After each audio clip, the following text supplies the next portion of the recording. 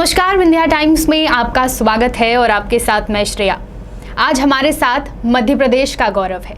मध्य प्रदेश की एक ऐसी बेटी जिन्होंने माउंट एवरेस्ट फतेह किया, जिन्होंने स्कूबा डाइविंग में रिकॉर्ड बनाया और बेटी बचाओ बेटी पढ़ाओ अभियान की ब्रांड एम्बेसडर हैं। हमारे साथ हैं मेघा परमार। बहुत बहुत स्वागत है मैम आपका।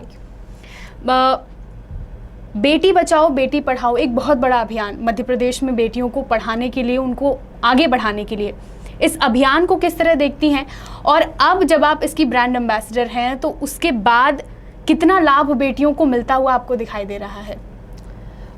ओके, सो बेटी बचाओ बेटी पढ़ाओ अभियान केंद्र सरकार का था, उसके बाद हर एक राज्य में भी लागू हो गया ताकि बहुत सारे रूरल एरिया में बच्चियां निकलती हैं, उन्हें प्लेटफॉर्म नहीं मिल पाते हैं, कई बार स्कोप नहीं मिल पाता है, उनका स्वास्थ्य का ध्यान नहीं रख पाता है। हर चीज़ को उसमें इंक्लूड करके मेंशन किया गया था, बेटी बचाओ बेटी पढ़ाओ। बिल्कुल। सो सबसे इम्पॉर्टेंट था कि कन्या भ्रूण हत्या बहुत ज़्यादा हो रही थी बहुत सारे एरिया में, फिर बच्चियों को पढ़ने से भी इतना ज़्यादा कैसे कहें कि मोटिवेशन नहीं मिल पाते थे, मोटिवेशन नहीं मिल पाते थे। तो ये अभियान स्पेशली बच्चियों के लिए किया गया। तो मैं जिस एरिया से बिलोंग करती हूँ वो भी एक छोटा सा गांव है, भूषनगर। और जब मैंने माउंट एवरेस्ट सबमिट किया था और मैं मध्य प्रदेश की पहली लड़की बनी थी जिसने माउंट एवरेस्ट सबमिट किया था, उसके बाद मुझे मध्य प्रदेश की बेटी बचाओ बेटी पढ़ाओ अभियान का ब्रांड एम्बेसडर बनाया था। तो मैं पूरे मध्य प्रदेश के जिलों में घूमती हूँ, तो मैं अपने जैसी उन बच्चियों को महसूस करके समझ पाती हूँ कि वही चीज़ें फेस करनी पड़ती हैं, उनको नाम धरना।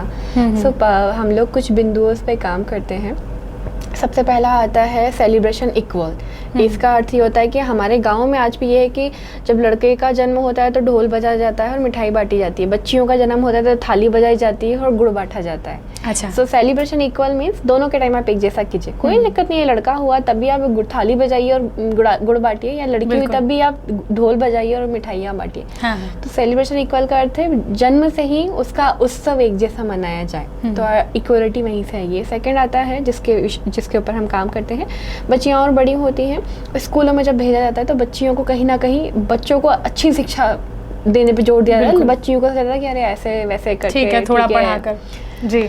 सो नहीं, यदि आपके घर में बच्चा बच्ची दोनों है तो अब वहीं से भेदभाव क्यों करना? दोनों को एक जैसी शिक्षा दीजिए, दोनों को एक जैसी रुचि दीजिए। और मेरे गांव पे पहले कहा जाता है कि छोरी के जात के सब काम आना चाहिए, तो वो लाइन मेरे पापा ने बचपन से चेंज कर दी थी कि छोरी की जात के भी सवाल होना चाहिए और छोरा की जात के भी सवाल होना चाहिए। इसका अर्थ ये होता है कि बच्चियों को भी रोटी बनाने के साथ साथ गाड़ी चलानी आनी चाहिए और बच्चों को भी रोटी बनाने के साथ साथ गाड़ी चलानी आनी चाहिए। मतलब दोनों को इक्वलिटी का जो शिक्षा और काम का भी बंटवारा एक जैसा कीजिए, ताकि पता नहीं कब किसको कौन सी सिचुएशन मिल जाए। फिर बच्चियां और बड़ी होती हैं, क्योंकि आपने पहला प्रश्न ही ऐसा दिया इसलिए इसका उत्तर मुझे इस तरह से देना पड़ा। बिल्कुल। सो सेकंड है, बच्चियां बड़ी होती हैं, कॉलेजेस में जाती हैं, सबसे ज़्यादा ब्लैकमेलिंग का शिकार होती हैं, फिर घरेलू हिंसा का शिकार होती हैं, या पेरेंट्स इस वजह से सबसे ज़्यादा डरते हैं। मतलब मेरे पापा भी बोलते थे कि बच्चियों को पैदा करने से माँ बाप नहीं डरते, उनके परवरिश के भय से डरते हैं कि अच्छी वो। और बच्चियों के जितने सारे केसेस आप देखते होंगे अखबारों में, पेपर में, कहीं ना कहीं बच्चियाँ भी स्टेप नहीं ले पाती हैं। सो उनके अवेयरनेस पे काम करते हैं हम लोग, क्योंकि हर जिले में जाती हूँ, 52 जिले हैं, पूरे 52 जिलों में जाती हूँ और वहाँ के हर एक आंगनबाड़ी, हर एक गांव, हर एक स्कूल और कॉलेजेस की बच्चियाँ जो होती हैं उनसे पर्सनली मैं बात करती हूँ। तो मुझे चीज़ें पता है कि बच्चियाँ सबसे ज़्यादा इस समय ब्लैकमेलिंग का शिकार हो रही हैं और इस वजह से वो सुसाइड कर रही हैं, इस वजह से वो पढ़ाई जहाँ छोड़ रही हैं। सो उसका एक पहला कदम ही सुरक्षा है। इसका अर्थ यह हुआ कि मम्मी पापा थप्पड़ मारेंगे, मार नहीं डालेंगे। सबसे पहले अपने पेरेंट्स को बताइए, ज़्यादा स्थिति बिगड़ती है तो पुलिस कंप्लेन भी कीजिए। और पहला कदम ही सुरक्षा। उसको बोलिए कि आज बच्चियाँ पहले मैसेजेस से डरती हैं, फिर वीडियो से डरती हैं, फिर घर में भी यही होता है, पहले कोई गाली देता है फिर हाथ उठाना शुरू होता है, या पहले आपकी काम छुड़वाया जाता है। ऐसे ऐसे करके ही चीज़ें बढ़ती है। तो हर चीज़ का एक ही ऑप्शन है, पहला कदम ही सुरक्षा है। पहली बार में ही रोक दीजिए। फिर महिलाएं और आगे बढ़ती हैं और सबसे इम्पोर्टेंट होता है मेरा जो मानना है कि महिला सशक्तिकरण कभी भी रैली निकालने से नहीं होता है। बिल्कुल। जितनी भी बच्चियों तक ये वीडियो पहुंचेगा, मैं बोलूँगी कि आपको अपने 10 रुपए के लिए पिता, पति या पुत्र पर निर्भर ना रहना पड़े। कुछ भी काम करो, यदि मैं माउंट एवरेस्ट नहीं चढ़ती और आज मैं बोलने के पैसे नहीं ले रही होती, तो मैं भले कंडे बेच के 10 रुपए कमा रही होती, पर मेरा पैसा मैं अपना कमा रही होती। तो आपके हाथ में आपके डिसीजन पावर तब आते जब आप फाइनेंशियली इंडिपेंडेंट होती हो। कोई काम छोटा या बड़ा नहीं होता। तो उस पर हम अवेयरनेस प्रोग्राम भी करते हैं कि कुछ भी काम करो, कोई काम बुरा ही नहीं है। दूध वाला भैया नहीं होता, दूध वाली दीदी भी तो हो सकती है। गाय भैंस रखो, आप गाँव में रहती हैं, उनको बेचवाने के लिए भेजो। तो ये ऑप्शन हैं हमारे पास जिनके विषय में हम सोचते नहीं और हम रोते रहते हैं। और सबसे लास्ट चीज़, हेल्थ इंश्योरेंस। महिलाओं के हेल्थ इंश्योरेंस ना के बराबर होते हैं, और जब बीमारियां आती तो सबसे ज़्यादा डेथ रेशो आप देखेंगे महिलाओं की और बच्चियों की होती है। बिल्कुल। सो कोई और आपका हेल्थ इंश्योरेंस कराए ना कराए, आपको अपना हेल्थ इंश्योरेंस कराना है। भगवान ऐसा ना करे, पर भविष्य में यदि आपको कोई बीमारी होती है तो आप अस्पताल पहुंच जाएं आपके हेल्थ इंश्योरेंस के साथ, और अपने स्वास्थ्य का आप ध्यान रख सकें। सो सब इम्पॉर्टेंट ऑप्शन है। और लास्ट जो चीज़ मिस कर गई, मेंस्ट्रुअल हाइजीन पे मैं सबसे ज़्यादा जोर और काम करती हूँ, क्योंकि आज भी हमारे यहाँ टेबू की तरह देखा जाता है। बच्चों, जब मेरे टाइम ही नहीं पता था, हम लोग सबसे मम्मी का जो फटा हुआ टॉवल हुआ, पापा का सबसे गंदा वाला अंडरवेयर हुआ, वो यूज़ करते थे। तो बच्चियों को पता हो कि मेंस्ट्रुअल कप होते हैं, टैम्पोन होते हैं, सैनिटरी पैड होते हैं। सैनिटरी पैड यदि आपके घर में उपलब्ध ना हो तो कपड़े को अच्छे कपड़े को यूज़ करना, वरना क्योंकि गर्भाशय के कैंसर भी इसी वजह से होते हैं। तो ये बेटी बचाओ बेटी पढ़ाओ अभियान के तहत मैं पूरे राज्य में काम करती हूँ और घूमती हूँ, ताकि सभी इजीली कनेक्ट कर पाते हैं। सो मैं ये कहूँगी, हम तो हमारा काम करते हैं, पर कहीं ना कहीं अवेयरनेस के साथ साथ मेंटली लोगों का भी मेंटलिटी चेंज होने का थोड़ा सा अभी उतना नहीं है, उसमें बहुत अभी आवश्यकता है। आपने कहा कि राज्यों में घूमती हैं, अलग अलग जिलों में जाकर, आंगनबाड़ियों में जाकर लड़कियों से खुद पर्सनली बात करती हैं। तो मैं आपके क्षेत्र की बात करूंगी। एक अब रोल मॉडल आप बन चुकी हैं। इतनी सारी उपलब्धियां और इस बड़े अभियान के ब्रांड एम्बेसडर होना वाकई बड़ी बात है, और इसमें लड़कियों को मोटिवेट करना एक बड़ी बात है। तो आप अपने क्षेत्र में किस तरह देखती हैं, क्या बदलाव हुआ वहाँ पर? क्योंकि आपने बताया कि आप जिस क्षेत्र से पहले, वहाँ पर किस तरह से आपकी फैमिली में तो चलो काफ़ी शुरुआत से ही बढ़ावा दिया गया। ऐसा नहीं है। देखिए, फैमिली में भी बहुत शुरुआत से बढ़ावा नहीं दिया गया। तो अपने क्षेत्र में किस तरह देखती हैं, क्या बदलाव हुआ अभी वहाँ पर? ओके, सो मेरा माउंट एवरेस्ट कभी मेरा अकेले का अचीवमेंट नहीं हुआ, सब बच्चियों का हुआ। मेरे को ऐसा लगता था कि मैं टॉप ऑफ द वर्ल्ड पे अकेली नहीं थी, पूरे राज्य की बच्चियाँ थी, क्योंकि मैं मध्य प्रदेश की पहली लड़की नहीं थी, वो सारी बच्चियाँ एक साथ थी जिनके कदम वहाँ पहुँचे।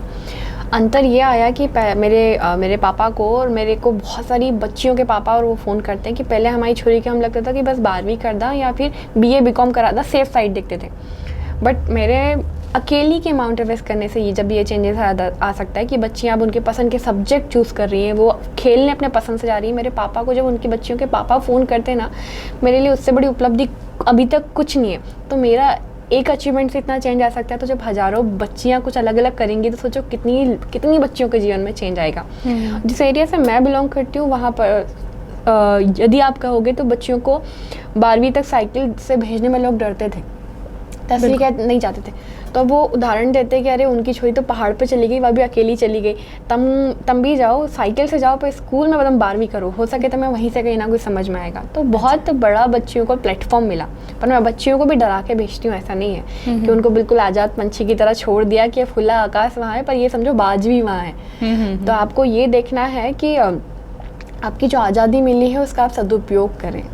तो ये चीज़ भी मैं हमेशा कहती हूँ। आपने ये बताया कि खुद लड़कियों से आप बात करती हैं, उनसे बात करने पर क्या समझ में आया कि क्या सबसे ज़्यादा परेशानी का सामना उन्हें करना पड़ रहा है? एक आपने ब्लैकमेलिंग का बताया, उसके अलावा किस तरह की कठिनाइयों का सामना लड़कियां कर रही हैं अभी भी?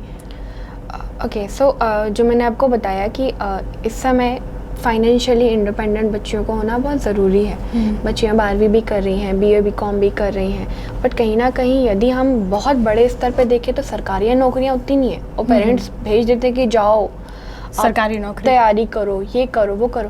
पर आपको अपने अंदर भी देखना होगा कि आप तो सबसे पहले देखोगे आप किस सरकारी नौकरी के लिए बने हुए। सबसे इम्पोर्टेंट चीज़ है सही इंस्टीट्यूट को चुनो। कई बार हम बुद्धू बन जाते हैं, गाँव की स्पेशली बच्चियाँ आती हैं, सो सही इंस्टीट्यूट में आप पहुँचो, वहाँ रियल में और बच्चे निकले हैं उसको एनालाइज करो। ऐसा ना हो कि आप कहीं गलत इंस्टीट्यूट में पहुँच जाएं और आपके हाथ में ना पापा का पैसा बचे, ना आपका भविष्य बचे और आपका समय बचे। सो ये मिडिल एज के बच्चों में मैं देख रही हूँ सबसे ज़्यादा। यदि परमिशन भी मिलती है पर वो एकदम समझ नहीं पाते कि कहाँ जाना है। तो जैसे मैं आज अभी कौटिल्य की रीवा के संस्थान में आई हूँ, ब्रांच में आई हूँ। बघेल भैया को मैं पर्सनली जानती हूँ। सो मुझे ये पता है कि वो इंस्टीट्यूट ये बताएगा कि तुम रियली में किस कंपटीशन एग्ज़ाम की तैयारी करो। तुम्हारा शरीर का मापदंड बहुत अच्छा है तो तुम एसआई की तैयारी करो, फिजिकली और मेंटली। यदि तुम्हें लगता है कि तुम्हें वनों से प्रेम है तो तुम फॉरेस्ट ऑफिसर या रेंजर की जो तुमको तैयारी करनी है वो करो। तो पर्टिकुलर उन्होंने बच्चों को भी बांटा है कि असलियत में वो क्या बना है। कई बार ढेर सारे एग्जामों की बच्चियाँ तैयारी करती हैं और वो कहीं के नहीं रहते। सो मैंने ये देखा है कि बच्चियाँ कंफ्यूज रहती हैं और समय चला जाता है।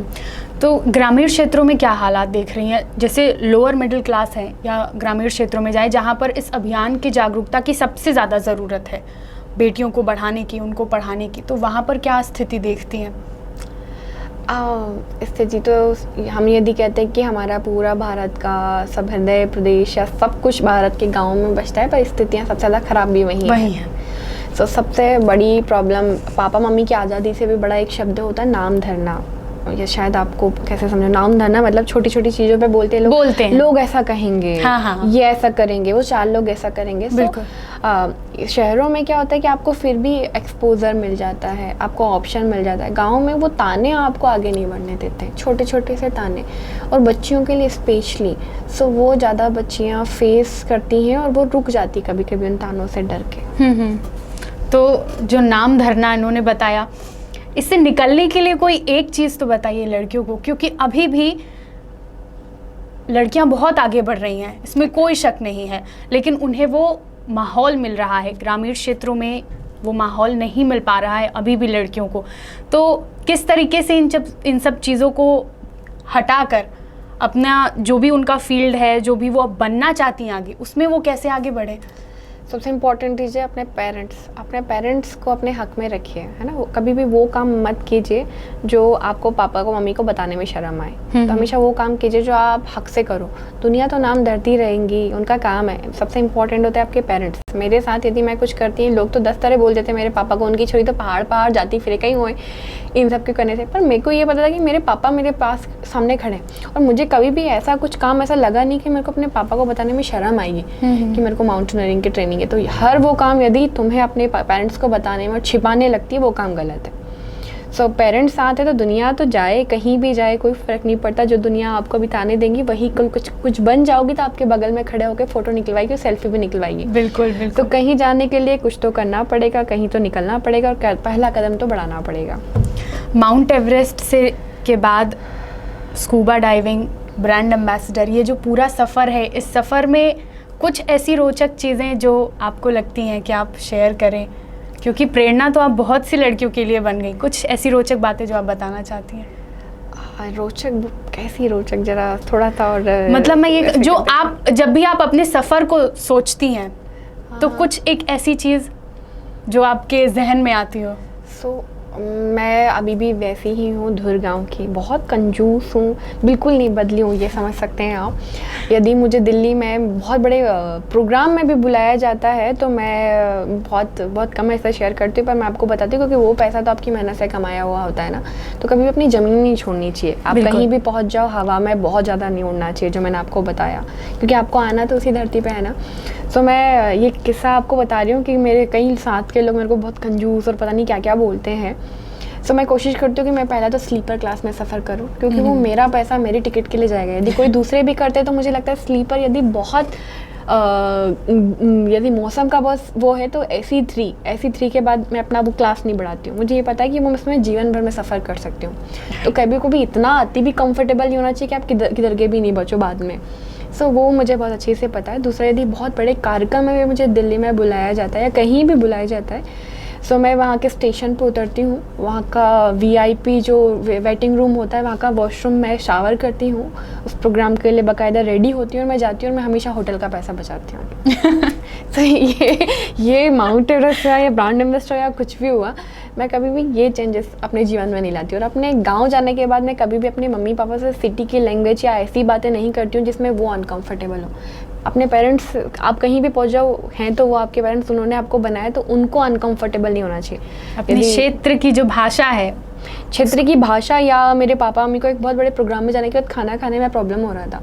तो मेरा ये था कि क्या हुआ, इनको लोग क्या देख रहे हो, वो आपको देखने के लिए आए हो, जैसे आपको खाना है बैठ के खाना है वैसे खाओ, उनके लिए चेंज नहीं होना, लोग अपने लिए चेंज हो जाएंगे। तो ये अपनी ज़मीन कभी नहीं छोड़नी है बस। रीवा में आप आई, कौटिल्य अकेडमी के रीवा ब्रांच में प्रोग्राम में आप शामिल हुई, यहाँ के छात्र छात्राओं के लिए क्या कहना चाहेंगी? बहुत पोटेंशियल है आप लोगों में। हमें आज ही बता रही थी सर को कि टीटी नगर स्टेडियम में बच्चे आते हैं इसी विंध्य एरिया से, बहुत मुश्किल, क्योंकि यहाँ सबसे ज़्यादा ग्रामीण क्षेत्र लगता है। बच्चों को पता होता है कि एक ही मौका उनके पास है। और जब मैं ग्राउंड में उनको दौड़ती हूँ ना, मैं जब माउंट एवरेस्ट की तैयारी करती थी, मुझे हर दिन 10 किलोमीटर दौड़ना होता था, तो मुझे पता है कि दौड़ते समय क्या ऐसी जान निकलती है। जब मैं ग्राउंड में देखती हूँ तो सबसे आगे विंध्य के बच्चे होते हैं, वो ऐसी जान लगा के दौड़ते हैं, तो अवसर मिलने के बाद वो अपनी पूरी जी जान लगा देते हैं। तो बच्चों को मैं यही कहूँगी, believe your self, transform your self. और एक चीज़ हमेशा याद रखना कि इस दुनिया में केवल आपको नौकरी करने, पैसा कमाने, इन चीज़ों के लिए नहीं भेजा है। इस दुनिया में बहुत कुछ है, तो इस दुनिया में इतना कुछ है देखने को, महसूस करने को, कि शायद तुम्हारे पास वक्त भी नहीं है बर्बाद करने को। तो हर दिन कुछ नया सीखना, नया समझना। और कभी किसी काम को लेकर मन में दुविधा होती है ना हम लोगों को, करूँ ना करूँ, करूँ ना करूँ, तो कभी भी किसी काम को लेकर मन में दुविधा हो तो याद रखना, ना करके पछताने से बेहतर है करके पछताना। उससे तजुर्बा मिलेगा, गलतियाँ करने से बचोगे। और एक हर चीज़ हमेशा याद रखना कि इस दुनिया में तुमको सिर्फ इस दुनिया को खूबसूरत करने के लिए और ढेर सारा प्यार बांटने के लिए भेजा है। यही मैं कहूँगी बच्चों को। मध्य प्रदेश की और ख़ासकर विंध्य की लड़कियों के लिए कुछ एक संदेश जो आप देना चाहती हैं? अरे बच्चियों के लिए मैं क्या कहूँ, बस मैंने जो आपसे पहले कहा था कि कभी भी आप इंडिविजुअल आइडेंटिटी नहीं हो। पहले तो खुद को वीक समझना बंद कीजिए। कभी मत सोचिए कि अरे मैं लड़की हूँ, मैं कमज़ोर हूँ, ये हूँ। आप अकेली मानव हो, ये समझो। यदि आप दुनिया में किसी मानव को ला सकती हैं तो आप कुछ भी कर सकती हैं। इसलिए मैं बच्चियों को बोलूँगी, स्पेशली बच्चियों को, कि अपना टारगेट डिसाइड करो।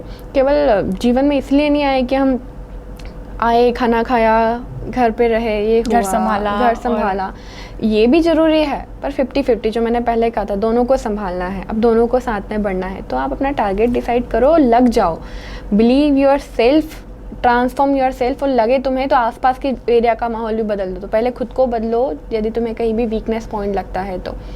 और एक चीज़ हमेशा याद रखो कि तुम्हें आगे बढ़ना है, तरक्की करना है और लोगों की भी तरक्की करवाना है। और सबसे इम्पॉर्टेंट चीज़ कि घमंड बिल्कुल नहीं रहना है। तो आपको कभी किसी की लाइन भी नहीं काटनी। और मेरे को माउंट एवरेस्ट ने जो सीख दी थी, मैं इससे पहले ईर्ष्यालु थी, सोचती थी ये मुझसे आगे क्यों बढ़ रहा है, जो मुझे बदल दिया। तो आप एनर्जी वेस्ट करते हो आसपास इसकी बुराई उसकी बुराई में, स्पेशली गर्ल्स। सो अपनी लाइन बढ़ाइए और कभी किसी की लाइन मत काटिए, और साथ में दूसरी लाइन बढ़ाने की कोशिश करते रहिएगा। बहुत बहुत धन्यवाद हमारे साथ जुड़ने के लिए, और इतनी अच्छी चीज़ें इस अभियान के साथ जुड़कर लड़कियों को आगे बढ़ाने की जो कवायद शुरू की गई है और ये बढ़ती ही जा रही है। तो उम्मीद है कि आज हमारी जो बात हुई है मेघा जी के साथ, उससे बहुत सारी प्रेरणा विंध्य की लड़कियों को मिले। जिस कार्यक्रम में वो जुड़ी, वहाँ पर जिस तरीके से चीज़ें इन्होंने शेयर की अपनी, और अब हमारे कार्यक्रम के थ्रू जो चीज़ें शेयर की, तो उम्मीद है कि लड़कियों को प्रेरणा मिलेगी। जिस तरीके कल बच्चियाँ आएंगी और उनके पेरेंट्स भी आएंगे, ताकि हम आमने सामने ढेर सारा इंटरेक्शन कर सकें। बिल्कुल बिल्कुल। तो बहुत बहुत धन्यवाद हमारे साथ जुड़ने के लिए, और इसी तरह की तमाम चीज़ों को देखने के लिए देखते रहिए विंध्या टाइम्स। बहुत बहुत धन्यवाद।